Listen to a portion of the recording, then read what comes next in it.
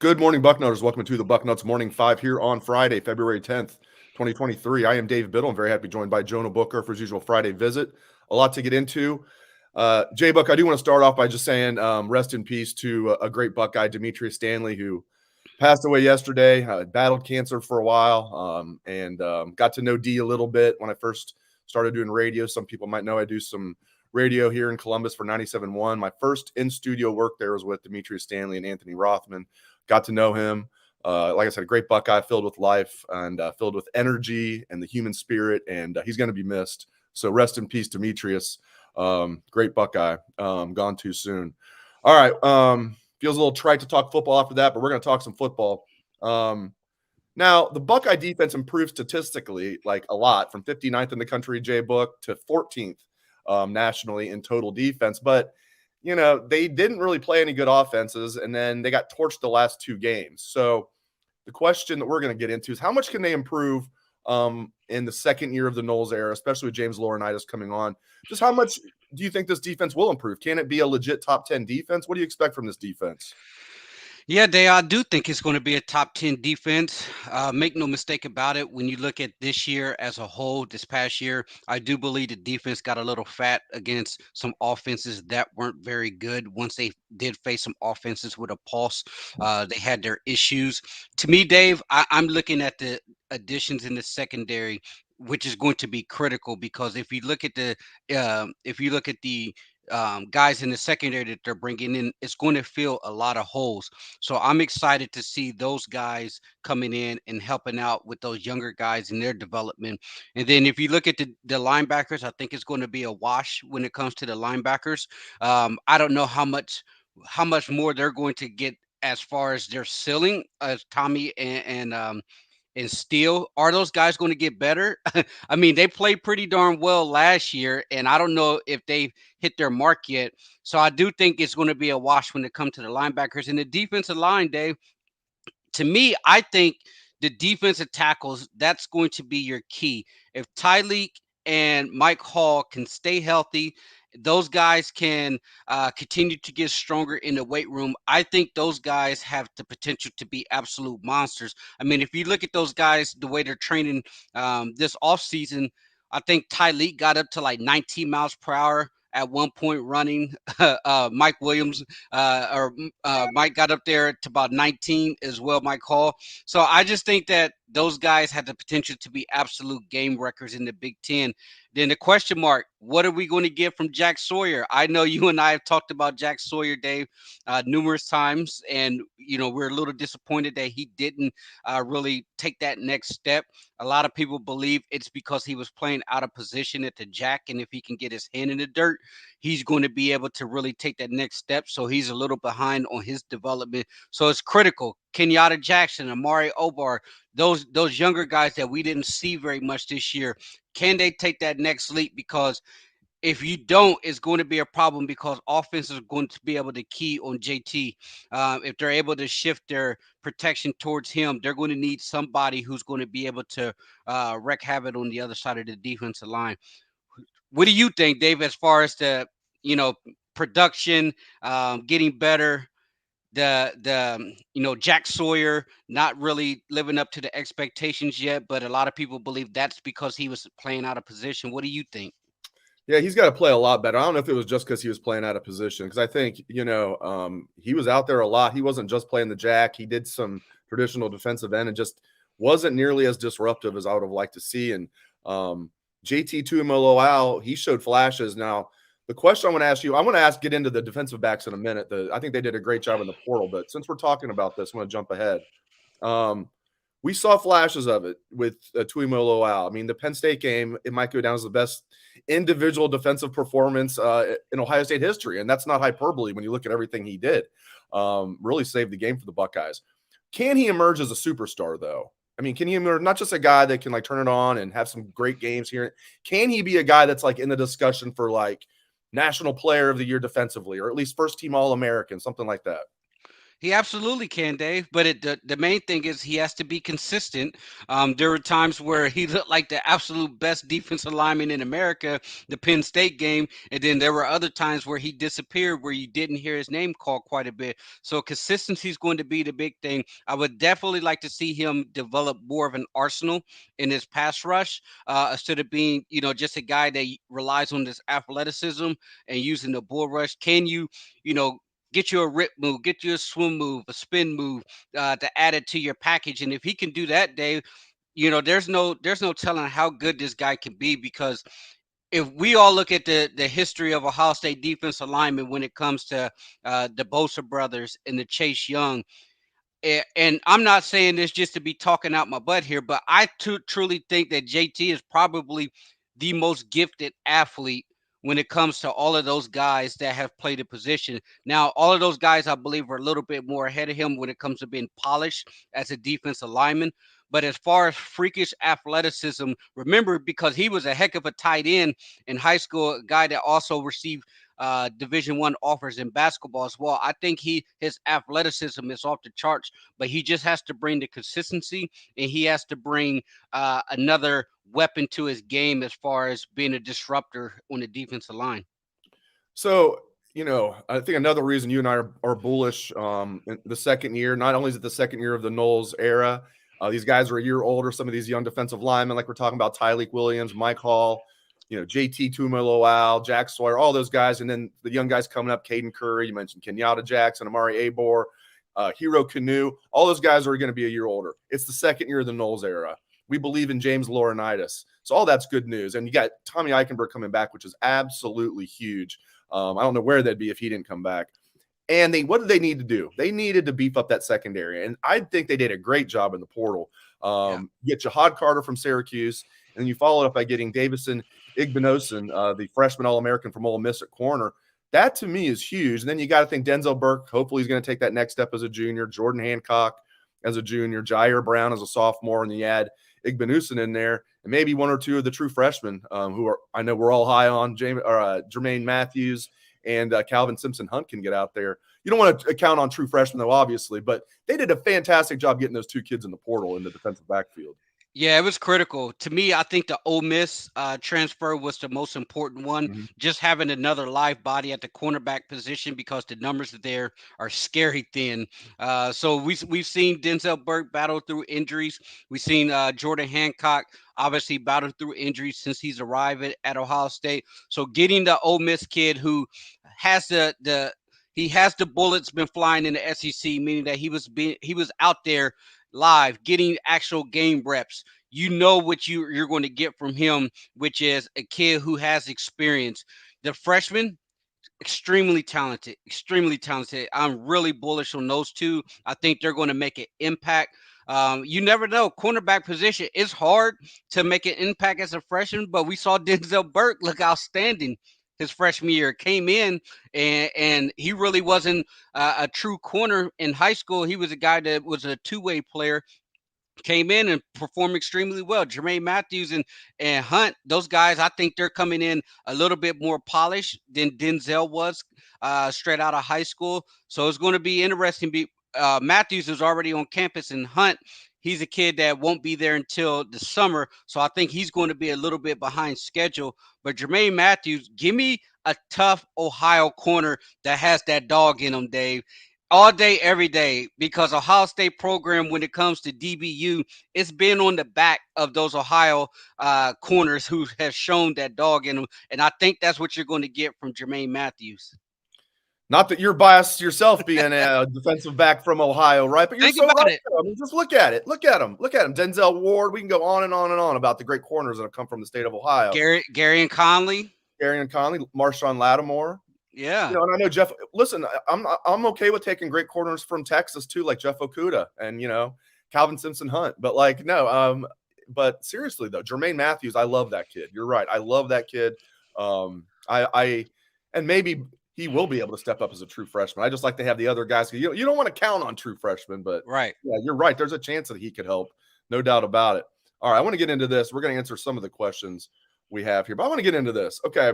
So good news yesterday. The foundation, the NIL collective led by Cardale Jones, Brian Schottenstein, we all know that.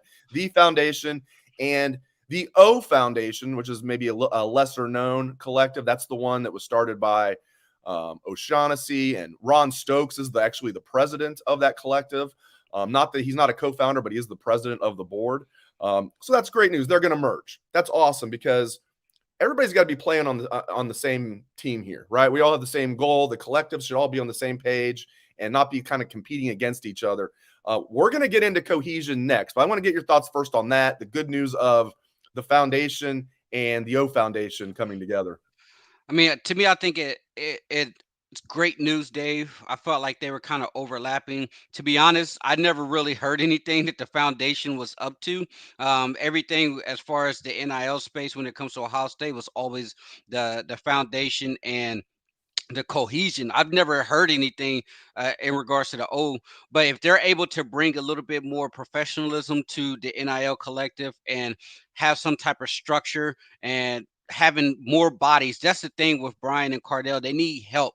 They can't do this on their own. So if the O Foundation is able to merge together, bring their staff alongside those guys, and kind of help them, it's a big win. Last night, I know Brian has sent out a message this morning. He had dinner with Ryan Day last night. A lot of those guys. So just making sure that everybody's on the same page. I believe the cohesion is going to be more involved in all the sports. This merger here is just going to be solely focused on football and basketball, which is at the end of the day, that's your bread and butter winner. So if you're going to be able to get the funds to current players, not upfront payment to high school kids. That's what Ohio State's wanting to do. Then I think just having this merger is going to bode well for all parties involved. All right. Now, cohesion. It is very well intended. It's run by very smart, very successful people. They're a little bit more, behind the scenes. But it feels to me, this is just my opinion, Ohio State has the largest athletic department in the country. I mean, I think it's great. You can be in fencing, you can be on the pistol team. That'd be cool, right? You'd be on a full ride scholarship. But Yeah. that to me is enough compensation. If you're on a full ride, not everybody that plays the Olympic sports is on a full ride. I get that. But let's say you are. Let's say you're on a full ride fencing scholarship. Do you really need to be compensated in addition to that? Aren't you already getting a good deal for a sport that loses money? Here's my point. Cohesion, what they're doing is, let me go back for a second. So the foundation and the O Foundation are completely focused on football mainly and also men's basketball. Okay. Cohesion's trying to do NIL for all of the sports. And I say this as somebody who loves tennis, for example, or baseball. I love that Ohio State has the number one ranked men's tennis program in the country right now. But those sports lose money.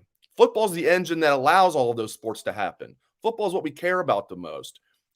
Cohesion to me seems like they're spread way too thin. You got 36 varsity sports or whatever it is. They should be focused more on football, and I think they should join forces with the other two. I don't think the latter is going to happen, but get into it. I know that's a lot to unpack, and I just gave my opinion. What's your opinion? Yeah, it's actually kind of backwards if you think about it, Dave, how they're structured. Because if you look at Alabama, their main collective, that Nick Saban and the athletic director, and same at Georgia, their main top collector that the school is backing, that is primarily to make sure that they're taking care of their football players. The cohesion is being backed by Gene Smith and the athletic department to spread the wealth amongst everybody. I will say this on the flip side, though, if you're a wealthy booster, that supports the tennis or the golf or the many other Olympic sports, there should be some type of avenue that you can contribute your funds if you decide to go that route. But at the end of the day, all of these foundations needs gene support. There shouldn't be any type of shady business going on that's been speculated amongst the cohesion and people around Columbus. So everybody needs to be on board to making sure that the first and foremost the football team is taken care of. After that, basketball, and it should be a waterfall effect. The other sports, boom, if somebody wants to come in, donate, a large chunk of money to the field hockey, women's field hockey, by all means, go ahead and do that. But yes, you need to be able to make sure that the football team is well taken care of compared to what we're seeing in the SEC. And I'm not saying don't be paying kids up front. That's the biggest thing. That you look at the structure that the Florida quarterback. They end up at Arizona State. That's Right. ridiculous. Right. Kid hadn't even played it down in college football. But what I'm talking about is let's get these guys who are on the roster already taken care of. Those second teamers that aren't getting paid. Let's take care of them. Yeah, your starting quarterback's going to get their outside brand deals. Yes, your star defensive end's going to get his deal. But those second teamers like Kenyatta Jackson, who's away from Florida, make sure he's taken care of. Amar Abar, make sure he's taken care of. Jermaine Matthews, when he comes in the door, make sure he's taken care of so that you can keep your depth and you can keep those guys who decided to put their trust in the university and the football program to one, to develop them, but two, give them the other NIL opportunities that they turned down. So I'm not for, paying large sums of cash up fronts to those kids, but I just want to make sure that those guys that are on the roster are fully taken care of, especially those second and third teamers who really haven't made a name to themselves yet, but has had the opportunity to collect large sums of money, but they decided to come to Ohio State instead to be developed. Yeah, like if you're a guy like Kenyatta Jackson, to throw a name out there, that's a guy you need to be taken care of, right? He barely played. He was one of the top recruits in the country. Barely played as a true freshman. Really nice kid. Got a chance to meet with him at Peach Bowl Media Day. Had a one-on-one interview with him. That's just one of many examples of. I'm sure Ohio State's doing a good job of taking care of their current players. So I think that's very good. All right, and allegedly the NCAA is going to crack down on, as we talked about on last week's show. Allegedly they're going to start cracking down on collectives that are paying recruits up front. We'll believe that when we see it, right? All right, let's get into a couple of questions here. Okay, let's get that off of there. All right. So Eric on YouTube, he says, morning, guys. Do you think G. Scott Jr. is going to be here next year? Just been wondering on that front. He just wants to know if G. Scott Jr. is going to still be around. What do you think, JB? I think he will. And a lot of people don't know that G. Scott, he's a heck of an entrepreneur himself. So not only is he getting his education paid for at Ohio State, but he's heavily involved in fixing flips in Columbus with him and Trevion Henderson and a couple other guys. So they're working towards building a portfolio of rental houses that they're starting to stack up in Columbus. And he's also a barber. So not only is football, a big deal to him, but he also has other things that he's involved with around the local Columbus community. So I do think that he's going to be a guy that sticks around. He's a heck of a teammate. The guys love him in the locker room. Hopefully he can find his way onto the field this year and get as many reps as possible. Now we have Deech on YouTube. I think he's speaking for all the people here, J-Book. He's saying he thinks J-Book needs to be running the NIL collectives for Ohio State. What do you think? I don't need that headache, man. I got too many things going on right now. I don't need the world yelling at me because the last thing they want is for a kid to come at me asking for $1 million up front. I'll just go tell them kick rocks, come and sign with Ohio State, and then you can ask for some type of money, but don't ask me up front. Another question let's get to. This is from Jim on YouTube. Barring more injuries, do we think there are enough carries to go around for 5 running backs that could start at most schools? Well, I'll let J-Book answer this, but I will say Evan Pryor's coming off a torn ACL, so that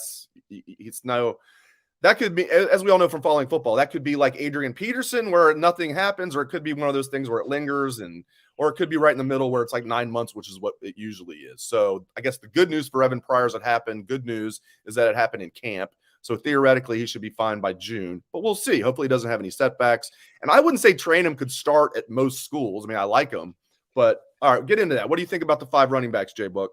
If all 5 guys are healthy, the question is, are there enough carries to go around? And the simple answer is no. There's no way you can have enough carries to go around to keep all of these guys healthy. I truly believe that when you're playing the running back position, it takes a while for some of those guys to get into a rhythm. If you're only seeing, 7, 8 carries amongst your starting running backs, it's going to be very hard for those guys to get into a rhythm and get established in the game. So no, I do not think there will be enough carries if all 5 guys are healthy. All right. Unfortunately, let's finish the show talking about Ohio State's men's basketball team. Dave, why you got to finish it on a bad note, man? Okay, we'll finish it on a good note. We'll talk about okay. We'll make sure we do something else. We'll make sure we do something else. But basketball team is depressing right now. So this is from Sean on Facebook. But we've had a lot of questions about this. He says, lost to a bad Northwestern team in basketball. How is Holtman still on the team? Well, he's still on the team because he's the head coach, and there's 20 million reasons why they will not get rid of him after this year, even though they should. Gene signed him to an extension last year. I don't know why. He had 3 years left 3 years left on his contract. 2 years after this one, still would have had left after this one. Had 3 years left at the time. Signed him to a 4-year extension. I don't know why. Was he a hot commodity from what? Never winning a championship and never getting to a Sweet 16? I can't imagine he was. Sounds like Holtman's agent pulled a fast one there. And, hey, good job by the agent, I guess. But they're not going to buy out $20 million for Chris Holtman. So he's going to come back next year. But the basketball team is a complete travesty. They're now 1-10 in their last 11 games. They're 11-13 overall. They have no chance of making the NCAA tournament. There's no way they're going to win the Big Ten tournament. They're awful. They're completely awful. They're in 13th place in the Big Ten. I'm getting a little angry just talking about it, Jay. Do you just want to move on, or is there anything you want to say? I was just going to say just talking about Ohio State basketball is depressing. I mean, they're not getting better. They're taking steps backwards. And we've heard the excuse after excuse after excuse every year on why they're not a legit contender. And you mentioned you hit the nail right on the head. There's no reason why Gene Smith should have extended him. Like you said, 3 years left. Now the athletic department is having to borrow money from the university because they're screaming that they're broke. With that being said, you're looking at a monster TV deal. The reason that they're overextended is because they're having to fund so many sports. It didn't make sense to even give him an extension when you really didn't have the funds. And now you're stuck. You can't do anything. You got a guy who has clearly lost the team. They're taking major steps back. They may not even make the NIT at that. Right. I mean, I don't like what's the tournament after the NIT? Like some kind of it's called like the CBI, I think, or something like that. Yeah. Well, They may get in that. Yeah, they may get in that and get in a little tournament with a bunch of Division II, Division III teams in that little bracket there. But it's just sad state of affairs when it comes to the basketball program. All right, I don't know if this is a good topic, but we'll at least end on a football topic. So it's not basketball. So that's good. All right. So question from Buckeye80 on YouTube. Do we think player development and strength and conditioning needs to get better at Ohio State? Curious to get your take on that. Mickey Marotti's known as one of the best in the country, but has he lost a little bit of his spark? Where do you come down on that, Jay Book? You can always get better. Science is changing. Sports science is changing. They're constantly incorporating new ideas, learning new things about the player development in the player body. The question is will Coach Mick change with the times? A lot of people that I've talked to believe that Coach Mick is more of your Rocky Balboa type of strength conditioning coach. He's a guy that will put you in the freezer and have you punching, meat that's steaks that's hung up instead of, more of the sports science approach. I know some people say that they do some sports science at Ohio State, but not as much as what you see in the SEC.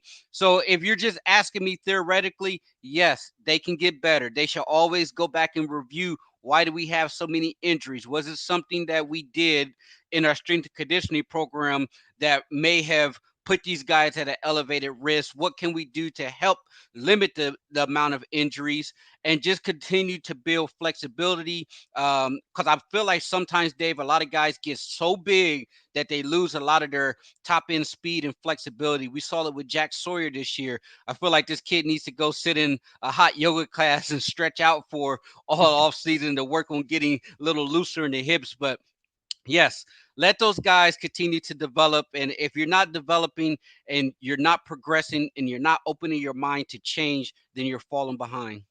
And if you're not listening to Jay Book every Friday on the Bucknuts Morning 5, you're also falling behind. Great stuff as always from Jay Book. Thank you very much, my friend.